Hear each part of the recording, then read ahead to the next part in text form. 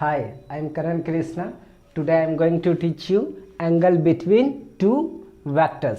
So let's start. Angle between two vectors को समझने के लिए सबसे पहले हम लोग इसका डेफिनेशन समझते हैं। डेफिनेशन हम लोग ऐसे बोल सकते हैं कि द शॉर्टेस्ट एंगल, मान लो कि ये वेक्टर क्वांटिटी मान लो कि ए है और अनदर वेक्टर क्वांटिटी बी है, जिसमें से वेक्टर ए का भी टेल ये और वेक्टर बी का भी टेल ये।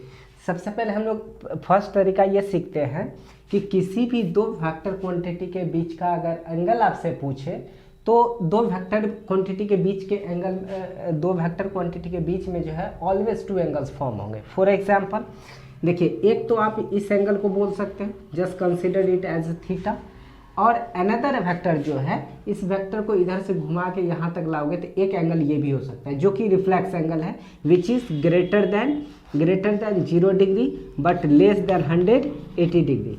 नॉट, ऐसा कहना गलत होगा, क्योंकि आप जानते हैं रिफ्लेक्स एंगल जो होता है 90 से ग्रेटर होता है। तो ये वाली जो एंगल है 90 से ग्रेटर है और साथ में 90 से तो ग्रेटर होता ही है ऑलवेज, ये जो होता है 360 से लेस होता है। कितना से लेस होता है? 360 से लेस होता है। और रिफ्लेक्स एंगल आप देख रहे हैं कि 180 और 90 और 360 के बीच का एंगल होता है। तो दैट, या 0 से 360 कह लो, 0 नहीं कहेंगे क्योंकि 90 तक में तो आप ऑलरेडी जान रहे हो कि राइट एंगल है, एक्यूट एंगल है, ऐसा बोलेंगे। बट यहाँ जो हम बात करेंगे 90 से ग्रेटर और 360 से लेस, उसको क्या बोलते हैं? Reflex angle. तो आप जानते हैं कि ये जो कौन सा एंगल हो जाएगा? रिफ्लेक्स। एक तो ये एंगल हो रहा है और दूसरा एंगल ये हो रहा है। अब ये शॉर्टेस्ट एंगल कह सकते हैं और इसको ग्रेटेस्ट एंगल बोल सकते हैं। बट टू वेक्टर के बीच का जो एंगल होगा वो ऑलवेज शॉर्टेस्ट एंगल होगा, इस बात को पहले ध्यान में रखिए। और दूसरी बात, एक तो आप समझे कि दो वेक्टर के बीच के जो एंगल होगा वो ऑलवेज शॉर्टेस्ट एंगल होगा, और दूसरी बात समझिएगा, उस शॉर्टेस्ट एंगल को तभी हम लोग क्या नाम वेक्टर ए और वेक्टर बी के बीच का एंगल बोलेंगे जब वो एंगल जो है फॉर्म हुआ है दोनों वेक्टर को टेल से टेल को ज्वाइन करने पर, टेल से टेल को ज्वाइन करने पर। अगर मान लो कोई भी सेम प्लेन में अगर कोई भी वेक्टर ए दे दे और कोई भी वेक्टर ऐसे मान लो आपको क्या दे देता है? वेक्टर बी दे देता है। ये वेक्टर ए दे दिया और वेक्टर बी, और इन दोनों के बीच का एंगल आपसे पूछ दिया जाए तो आप ऑलरेडी पिछले लेक्चर में पढ़ चुके हैं types of vectors and properties of vectors. तो प्रॉपर्टीज ऑफ वेक्टर्स में आपने क्या पढ़ा था कि ये जो वेक्टर होती है, ए हो बी हो कोई भी सेम प्लेन में, अगर उसको हम लोग पैरेलल शिफ्ट करते हैं तो वेक्टर चेंज नहीं करता है। तो इस प्रॉपर्टी का हेल्प लेंगे, और साथ में एक और प्रॉपर्टीज मैंने बताया था, शिफ्टिंग मेथड सिखाया था, और पैरेलल शिफ्टिंग मेथड, जिसको पैरेलल हम लोग किसी वेक्टर को अगर सेम प्लेन में शिफ्ट करते हैं तो उससे वेक्टर को कोई इफेक्ट नहीं होता है। यानी कि इन दोनों के बीच का अगर एंगल पूछेगा तो सबसे पहले या तो इस वेक्टर को पैरेलल शिफ्ट कर देंगे या इस वेक्टर को पैरेलल शिफ्ट कर देंगे। कैसे शिफ्ट करेंगे? तो हमेशा याद रखिएगा, वेक्टर ए यानी कि कोई भी वेक्टर होगा उस वेक्टर का टेल जो है दूसरे वेक्टर के टेल से कोइंसाइड करना चाहिए, तब जा करके। अब इसको शिफ्ट कर दीजिए, इस वेक्टर को उठाइए ऐसे और पैरेलल ऐसे शिफ्ट कर दीजिए। तो मान लीजिए ऐसे यहाँ पर आ जाएगा, ये वेक्टर हो गया ए, पैरेलल शिफ्ट हो गया। वो ओपन हैंड से फिगर है, थोड़ा बहुत ऊपर नीचे हो जाएगा, वो देख लीजिएगा। ये वेक्टर मान लीजिए यहाँ करके पैरेलल शिफ्ट किए। अब इस वेक्टर का टेल ये है और ये वेक्टर बी का भी टेल ये है। अब इन दोनों के बीच में देखिए दो एंगल फिर से फॉर्म हो रहा है, एक ये और दूसरा एंगल ये वाला फॉर्म हो रहा है। तो आपको जो एंगल बताना है वेक्टर ए और वेक्टर बी के बीच का अगर पूछता है एंगल, तो एंगल ऑलवेज शॉर्टेस्ट लेंगे। तो ये वाला तो आप देख रहे हैं ग्रेटेस्ट एंगल है, तो ये वाला एंगल को just consider it as theta. तो थीटा हो जाएगा वेक्टर ए और वेक्टर बी के बीच का एंगल। तो एंगल कैसे फाइंड करेंगे? सबसे पहले दो वेक्टर क्वांटिटी को क्या करेंगे, उसके टेल को टेल से ज्वाइन कर देंगे by using the shifting method. उसके बाद उन दोनों में दो एंगल फॉर्म होगा, एगो रिफ्लेक्स बनेगा, एगो एक्यूट एंगल बनेगा। तो आपका जो एक्यूट यानी कि स्मॉलर एंगल, दोनों एंगल के बीच में जो स्मॉलर एंगल होगा उस एंगल को बोलेंगे वेक्टर ए और वेक्टर बी के बीच का एंगल। अब इसको दूसरे तरीके से समझिए, एक तो समझ गए ये थीटा, देखिए ये वाला स्मॉलर एंगल हो जाएगा। और इसका यूज कैसे करेंगे? अगर किसी भी प्लेन में दो फ्री वेक्टर दे देगा तो उस वेक्टर को क्या करेंगे हम लोग? पैरेलल शिफ्टिंग मेथड से शिफ्ट करेंगे और दोनों के टेल को टेल से ज्वाइन कर देंगे। फिर जो एंगल स्मॉलर एंगल होगा उसी को उन दोनों वेक्टर के बीच का एंगल बोलेंगे। That's clear. नाउ अब क्या करना है, इसको दूसरी डेफिनेशन समझिए। दूसरा डेफिनेशन क्या कहता है कि मान लो कि कोई भी वेक्टर कोई भी 2 वेक्टर ले लो, उन दोनों वेक्टर को हम लोग क्या कहेंगे, उन दोनों वेक्टर के बीच का जो स्मॉलर एंगल होगा उसको हम लोग उन दोनों वेक्टर के बीच का एंगल बोलेंगे। कब? जब इस वेक्टर ए को या तो बी के अबाउट रोटेट कीजिए या वेक्टर बी को ए के अबाउट रोटेट कीजिए। दोनों वेक्टर में से किसी को भी आप ए को बी के अबाउट कर सकते हैं या बी को ए के अबाउट कर सकते हैं, और तब तक रोटेट करते रहिए जब तक कि वेक्टर बी ए के अलोंग ना आ जाए या फिर वेक्टर ए बी के अलोंग ना आ जाए। बट एक कंडीशन है कि जब भी आप रोटेट करेंगे तो उनको रोटेट करने के लिए जो है सबसे स्मॉलेस्ट एंगल ही रोटेट होनी चाहिए। फॉर एग्जांपल, अगर वेक्टर बी को मान लीजिए वेक्टर ए के अबाउट हम रोटेट करेंगे, तो इसको एक चौक लेते हैं और फिर उससे समझते हैं। इसको मान लीजिए ऐसे रोटेट करते हैं, इस तरह से एंटी क्लॉकवाइज डायरेक्शन में। जब एंटी क्लॉकवाइज डायरेक्शन में ऐसे रोटेट करेंगे तो एंगल जो आपको रोटेट करना पड़ रहा है वो एंगल ये करना पड़ रहा है, समझ गए। और दूसरा, अब इसी वेक्टर बी को जो है आप इस तरह से रोटेट कीजिए, ऐसे रोटेट करेंगे। क्लॉकवाइज अगर रोटेट करते हैं तो आपके पास जो एंगल रोटेट करना पड़ा वो ये करना पड़ा। अब दोनों एंगल में जो है देखिए कौन सा स्मॉलर एंगल है, तो स्मॉलर एंगल कौन सा है, ये वाला एंगल, इसको थीटा कंसीडर कर लेना। तो वेक्टर ए और वेक्टर बी के बीच का जो एंगल हो जाएगा वो क्या हो जाएगा, थीटा हो जाएगा। That's clear. एक ये तरीका सीखे। इस तरह से आपने एंगल कैसे पता करना है, ये आपने 2 डेफिनेशन सीखा। पहला तो the angle between 2 vectors is said to be angle between the smallest angle between 2 vector is said to be the angle between 2 vectors if it is formed by the joining of 2 vectors to their tail to tail। यानी कि smaller angle 2 vector को tell से tell में join करने से जो बनेगा उसी स्मॉलर एंगल को क्या बोलेंगे, एंगल बिटवीन 2 वेक्टर्स। तो ये तो एंगल सीख लिए। अब इस पे हम लोग कुछ क्वेश्चन बना लेते हैं जिससे कि हमें कॉन्सेप्ट बिल्कुल क्लियर हो जाएगा। सबसे पहले एक क्वेश्चन लेते हैं हम लोग। फर्स्ट क्वेश्चन लेते हैं कि मान लो कि क्वेश्चन नंबर फर्स्ट, आप मान लो कि आपके पास एक एंगल दे दिया जाए। मान लो कि ये एक वेक्टर दे दिया जाए, वेक्टर ए, और दूसरी वेक्टर हम लोग ले लेते हैं क्या चीज़, वेक्टर ये रहा बी, और इनके बीच का एंगल मान लो कि आपको दे देता है कितना, 60 डिग्री। अब पूछेगा वेक्टर ए और वेक्टर बी के बीच का एंगल बताइए कितना। तो सिंपल सी बात है, एंगल कितना हो जाएगा, 60 डिग्री। क्यों? क्योंकि इसमें कुछ भी मेहनत नहीं करना है। अब देखिए वेक्टर ए और वेक्टर बी, इन दोनों के बीच में 2 एंगल फॉर्म हो रहा है। एक ये जो कि 120 डिग्री का होगा, गलत। ये हो जाएगा कितना, 100। टोटल ये होता है एक सर्कल पे कितना है, 360 में से अगर क्या नाम आप 60 को सब्ट्रैक्ट कीजिएगा तो कितना बचेगा, 300। यानी कि ये वाला एंगल कितना का हो जाएगा, 300 डिग्री का, और ये 60 डिग्री। दोनों में से देखिए स्मॉलर एंगल कौन है, 60 डिग्री। तो 60 डिग्री हो जाएगा वेक्टर ए और वेक्टर बी के बीच का स्मॉलर एंगल। That's clear. तो इसमें तो कुछ नहीं करना पड़ा क्योंकि दोनों वेक्टर का टेल से टेल में पहले से ज्वाइन था।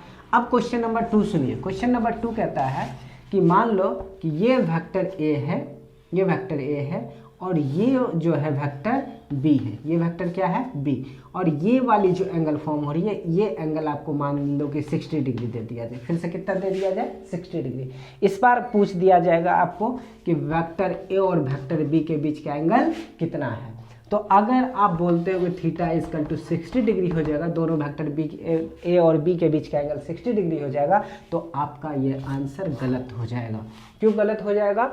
क्योंकि आप गौर से देखें तो वेक्टर बी का जो है टेल ये नहीं है, वेक्टर बी का टेल यहाँ पर है, वेक्टर बी का टेल यहाँ पर है, और वेक्टर ए का टेल यहाँ पर है। मतलब एक का हेड ज्वाइन है और दूसरे का टेल, यानी टेल हेड से ज्वाइन है। दैट्स वाई इस एंगल को हम लोग नहीं बोल सकते कि ये वेक्टर ए और वेक्टर बी के बीच का एंगल होगा। तो सबसे पहले क्या बताया था, अब अगर इन दोनों के बीच का एंगल चाहिए तो क्या करना पड़ेगा, हमें वेक्टर ए और वेक्टर बी को शिफ्ट करना पड़ेगा। क्या करना पड़ेगा, शिफ्ट। कैसे शिफ्ट करेंगे तो आपको बताया मैंने, ऑलवेज पैरेलल शिफ्ट करेंगे। या तो आप इस वेक्टर को, क्या इस वेक्टर को अगर नीचे कीजिएगा तो हेड से हेड मिल जाएगा, लेकिन हमें एक ही रूल्स याद रखना है, टेल को टेल से मिलाना है। तो क्या करेंगे, इस वेक्टर को इधर शिफ्ट करेंगे। तो ये वाला मान लीजिए कि वेक्टर ए जो था, कुछ वेक्टर यहाँ पर रहने देते हैं हम लोग, वेक्टर ये रहा ए, और इस वेक्टर को शिफ्ट करते हैं। तो मान लीजिए ये वेक्टर आपका कैसा था, कुछ ऐसा था। इस वेक्टर को हमने शिफ्ट करके कहाँ ले लिया, इधर ले लिया। अब गौर से देखिए, ये पहले से आपका जो है ये वाला वेक्टर जो है ये वेक्टर क्या था आपका बी था, और ये वेक्टर ये वाला एंगल कितना का था, ये वाला एंगल आपके था कितना 60 डिग्री। अब इसको जब आपने वेक्टर बी को यहाँ शिफ्ट कर लिया तो अब देखिए इस वेक्टर बी का टेल अब यहाँ आ गया और वेक्टर ए का टेल पहले से यहाँ था। अब जो एंगल बन रहा है वो ये एंगल बन रहा है और एक ये बड़ा वाला एंगल बन रहा है। तो बड़ा वाला तो चाहिए नहीं हमें, ऑलवेज कौन सा स्मॉलर एंगल चाहिए। तो अब ये वाला एंगल चाहिए, तो ये वाला एंगल कैसे निकालोगे, तो सिंपल सी बात है, ये एक लाइन फॉर्म हो रहा है और लाइन पर 180 डिग्री का एंगल फॉर्म होता है। तो ये 60 डिग्री है तो ये वाला कितना हो जाएगा बताइए 120 डिग्री। यानी कि इस बार जो vector angle between vector a and vector b होगा वो हो जाएगा आपका कितना डिग्री का 120 डिग्री का। That's clear. अब इसी टाइप का एक और क्वेश्चन हम लोग देखते हैं। नेक्स्ट क्वेश्चन जो है वो क्वेश्चन नंबर 3 क्या कहता है हमारा, क्वेश्चन नंबर 3 कहता है मान लो कि ये वेक्टर ए है, ये वेक्टर ए है और ये वाली जो वेक्टर है हमारा वो कितना है बी है, और ये वाला एंगल मान लो कि 110 डिग्री दे दिया जाए। कितना डिग्री दे दिया जाए 110 डिग्री। अब आपको क्वेश्चन है कि find the angle between a and vector, find the angle between vector a and vector b. तो क्या करेंगे, अगर इस बार भी आप अगर बोलते हैं कि इन दोनों के बीच का एंगल हो जाएगा 110 डिग्री तो फिर से आप गलत बोल रहे हैं। क्यों गलत बोल रहे हैं, क्योंकि फिर से देखिए वेक्टर ए का ये हेड है और इस वेक्टर ए का ये टेल है, यानी कि हेड टेल से ज्वाइन हुआ है, join tail to tail join नहीं है। तो इसको मैंने क्या बताया था, बाय पैरेलल शिफ्टिंग मेथड से क्या करेंगे, इसको हेड को हेड से सॉरी टेल को टेल से क्या करेंगे ज्वाइन कर देंगे।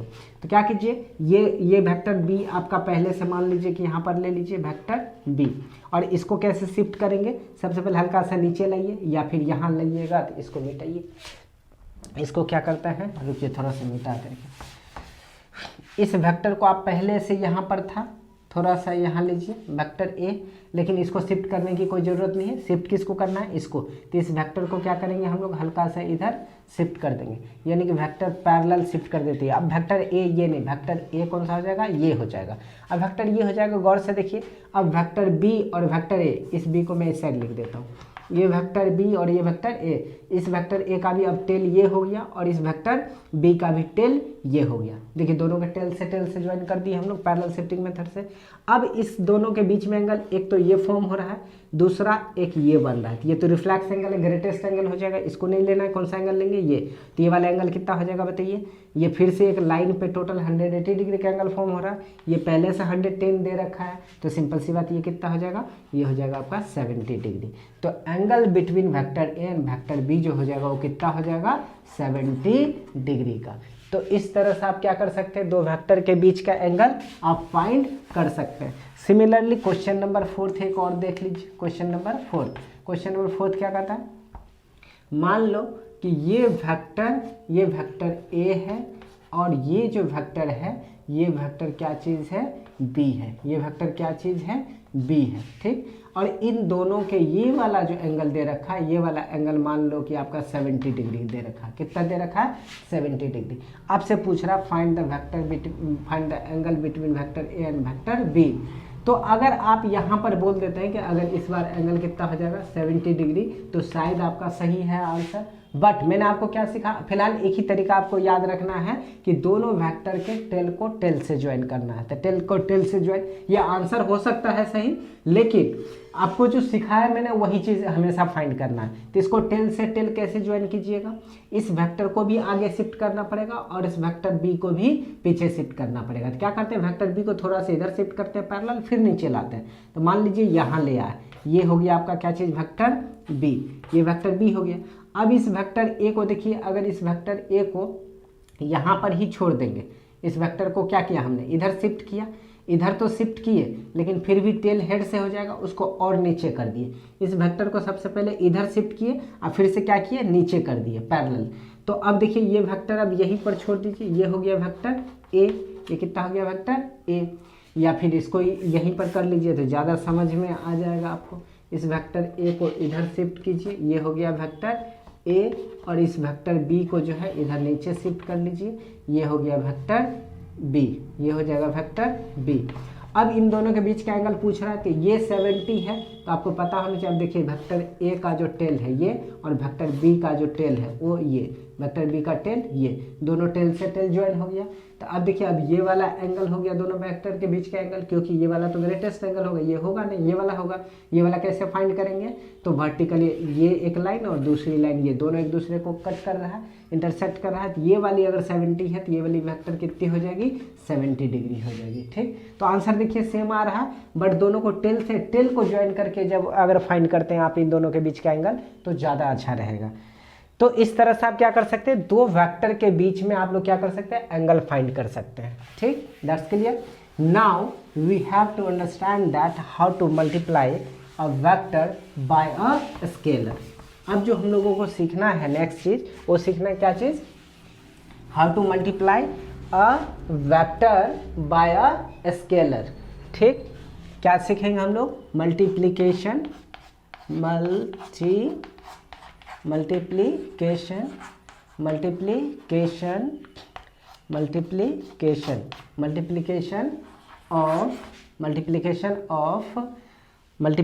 Of a vector by a scalar। हम लोगों को क्या सीखना है, मल्टीप्लिकेशन सीखना है, किसके, वेक्टर को किससे मल्टीप्लाई करना है, एक स्केलर। मान लीजिए वो स्केलर क्या है, तो स्केलर मान लीजिए m है। तो याद रखिएगा किसी भी वेक्टर क्वांटिटी a, किसी वेक्टर क्वांटिटी a को जब स्केलर क्वांटिटी m से मल्टीप्लाई करेंगे तो इन दोनों का जो प्रोडक्ट होगा वो प्रोडक्ट हो जाएगा क्या चीज़, ma। क्या हो जाएगा, ma। तो याद रखिएगा किसी भी स्केलर क्वांटिटी m को अगर वेक्टर क्वांटिटी a से मल्टीप्लाई किया जाए तो उन दोनों का जो प्रोडक्ट होगा वो क्या जाएगा, m और वेक्टर a। बट अगर आपसे ये पूछ दिया जाए कि इस वेक्टर को अगर वेक्टर a से, इस स्केलर m को अगर वेक्टर a से मल्टीप्लाई किया जाए तो इसका जो प्रोडक्ट होगा उसका मैग्नीट्यूड क्या होगा, तो इस वेक्टर m को अगर इस स्केलर m को अगर वेक्टर a से मल्टीप्लाई किया जाए और इसका आपको मैग्नीट्यूड पूछता है तो इसका मैग्नीट्यूड हो जाएगा m टाइम्स, कितना टाइम्स, m टाइम्स द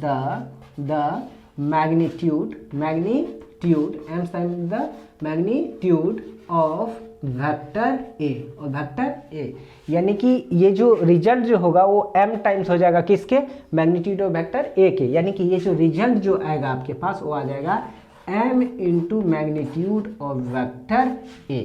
इतना हो जाएगा आपका किसका, जब इन दोनों के अगर m को अगर वेक्टर a से मल्टीप्लाई करेंगे और इसका मैग्नीट्यूड की बात करेगा तो उसका मैग्नीट्यूड कितना हो जाएगा, m times the magnitude of vector a। ये इतनी बात तो आप सीख गए, इतना बात सीख गए। तो अब आपको समझना है कि अगर इस स्केलर से अगर किसी वेक्टर क्वांटिटी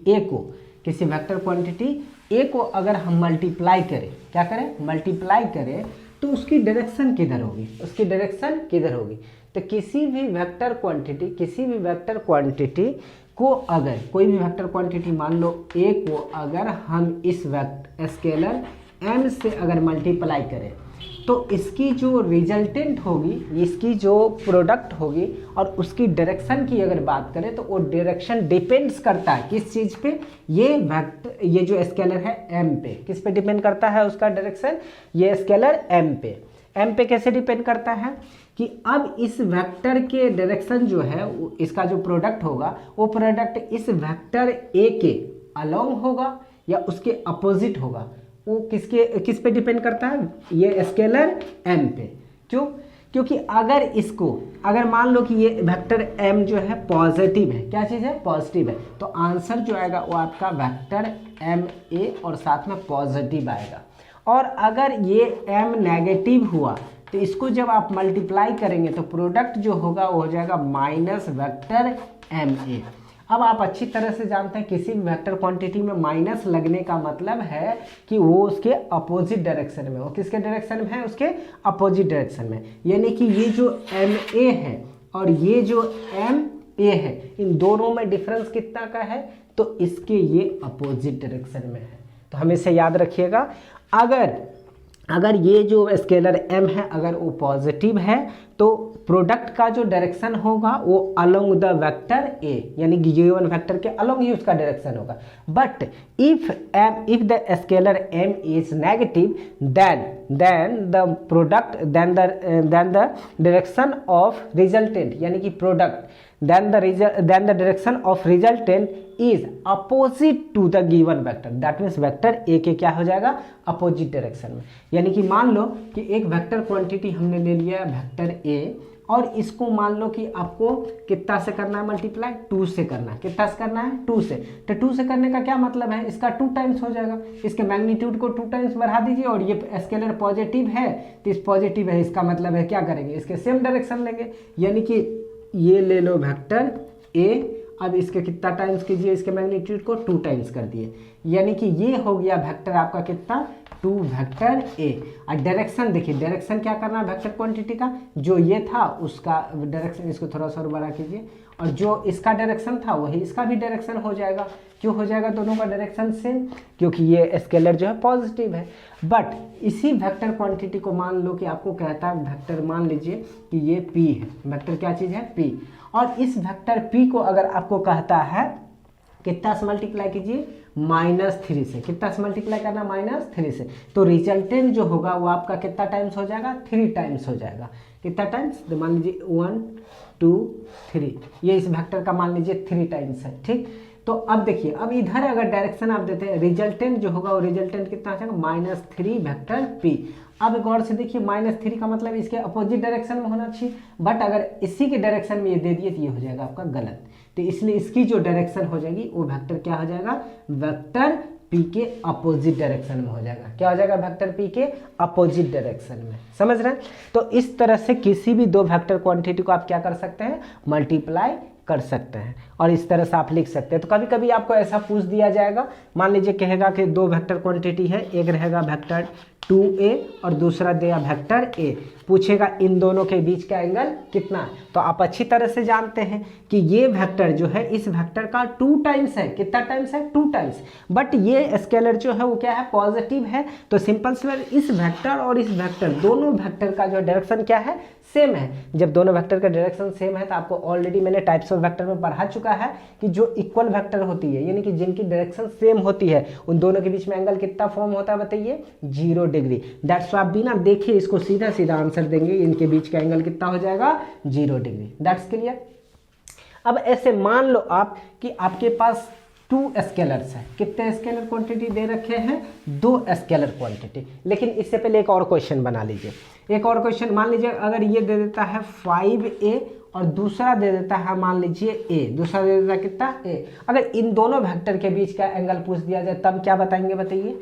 तो सिंपल सी बात है, इसको देखते ही आपके पास आंसर आना चाहिए, इन दोनों के बीच का एंगल हो जाएगा कितना 180 डिग्री। क्यों, क्योंकि अभी मैंने सिखाया ये जो वेक्टर 5a जो है 5a का क्या मतलब है, 5a का मतलब है कि ये जो वेक्टर a है इसके इस वेक्टर के 5 टाइम्स है, इसका मैग्नीट्यूड इसका कितना है 5 टाइम्स है, बट ये माइनस बता रहे इसके अपोजिट डायरेक्शन में है। तो सिंपल से ये वेक्टर a अगर ऐसा हुआ होगा, ये वेक्टर a ऐसा होगा तो ये -5a जो है इसी वेक्टर के कितने टाइम्स होगा 5 टाइम्स होगा, और तब जाके इसके अपोजिट डायरेक्शन में, यानी कि ये वेक्टर का डायरेक्शन ये तो इस वेक्टर का डायरेक्शन ये हो जाएगा।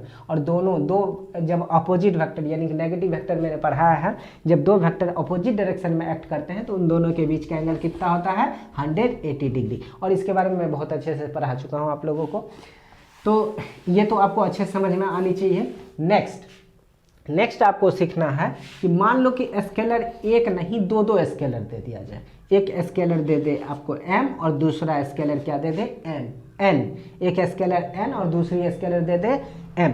अब कहता है आपको m + n से अगर किसी वेक्टर क्वांटिटी a को अगर मल्टीप्लाई करें तब आपके पास प्रोडक्ट कितनी होगी, यानी कि रिजल्टेंट कितनी होगी। तो सिंपल सी बात है, इसका अगर ऐसा रहा तो वेक्टर a को m से मल्टीप्लाई कर देंगे, यानी कि वेक्टर a × m प्लस फिर इस a को क्या करेंगे n से मल्टीप्लाई करेंगे, जो जनरल अलजेब्रा का रूल है वही फॉलो होगा, यानी कि n × वेक्टर a। और डायरेक्शन अगर ये पॉजिटिव है तो आप समझ रहे हैं इसकी डायरेक्शन सेम, और अगर क्या नाम है ये नेगेटिव है, ये नेगेटिव है, तो वेक्टर ए के अपोजिट डायरेक्शन में हो जाएगा, यानी कि रिजल्टेंट जो है वो आपके पास ये आ जाएगा।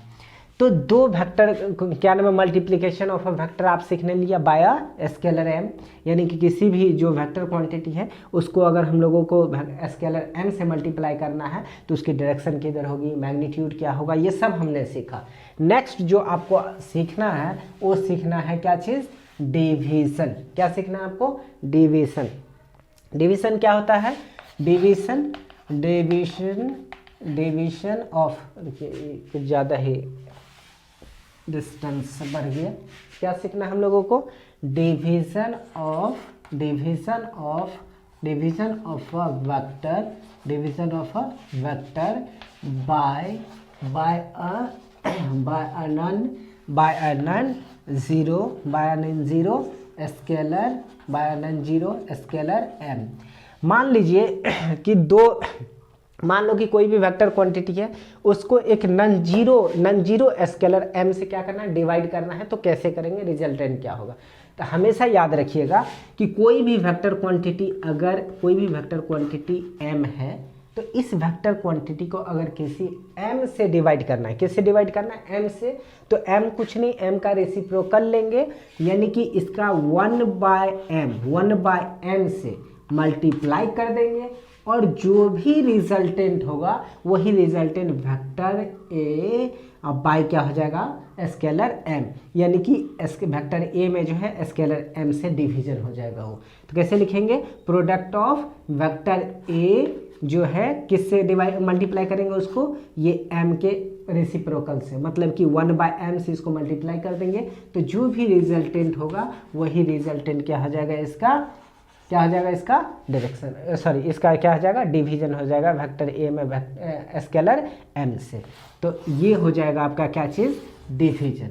अब बात रही किस चीज़ की, डायरेक्शन की, तो सिंपल सी बात, डायरेक्शन वही होगा। डायरेक्शन अगर ये m पॉजिटिव है तो इसके ही अलोंग डायरेक्शन होगा, और अगर ये m नेगेटिव है तो सिंपल सी बात इसके ही क्या हो जाएगा, अपोजिट डायरेक्शन में क्या हो जाएगा, इसका डायरेक्शन हो जाएगा। अब इसकी मैग्नीट्यूड की बात करेगी तो मैग्नीट्यूड क्या है, मैग्नीट्यूड समझ रहे हैं, ये जो वेक्टर 1/वेक्टर m को अगर वेक्टर 1/स्केलर m को अगर वेक्टर a से मल्टीप्लाई करेंगे और इसकी मैग्नीट्यूड की बात करेंगे तो सिंपल सी बात है 1/m टाइम्स हो जाएगा किसके, मैग्नीट्यूड ऑफ वेक्टर a के, इतना टाइम्स हो जाएगा। तो ये हो जाएगा मैग्नीट्यूड इसका, समझ रहे, यानी कि ये जो वेक्टर a है उसका कितना टाइम्स हो जाएगा मैग्नीट्यूड, 1/m टाइम्स हो जाएगा। तो इस तरह से आप क्या कर सकते हैं, डिवीजन कर सकते हैं किसी भी वेक्टर क्वांटिटी को नॉन जीरो स्केलर m से, इस तरह से। लेकिन ये हमेशा याद रखिएगा ये m जो है नॉन जीरो होना चाहिए, क्योंकि आप ऑलरेडी पहले मैथ प्रोग्राम पढ़ चुके हो, अगर किसी भी नंबर a में अगर जीरो से डिवाइड किया जाए तो ये क्या हो जाता है, अनडिफाइंड हो जाता है। क्या हो जाता है, ये अनडिफाइंड हो जाता है। दैट्स वाई हमेशा याद रखेंगे कि ये जो m है वो एक नॉन जीरो क्वांटिटी होनी चाहिए। कैसा होना चाहिए, नॉन जीरो।